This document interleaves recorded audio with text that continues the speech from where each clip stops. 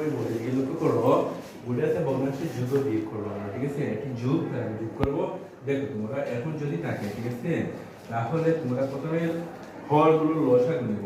তাহলে হরগুলো লসাগু এটা কত হয়ে যায় বলতে পারবা? এটা কোনো আর যায় না, তাহলে কি হবে 12 হয়ে যাবে, ঠিক আছে? x আর কোনো যায় না, তাহলে 12 হয়ে যাবে। লসাগু কত? 12। ওকে, তাহলে 12 দিয়ে দেখো, 12 দিয়ে দেখো, এই 12 দিয়ে 4 কে ভাগ দাও, ঠিক আছে? 4 দিয়ে 12 কে ভাগ দাও, কত হলো? 3 বার। 3 দিয়ে 1 কে আমি কি দেব?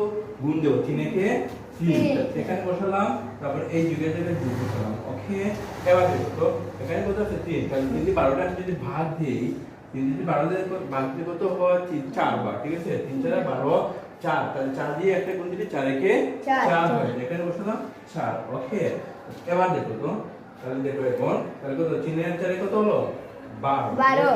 সরি, 3 এ আর 4 কত হলো? 7 হলো। 7 হলো, ঠিক আছে?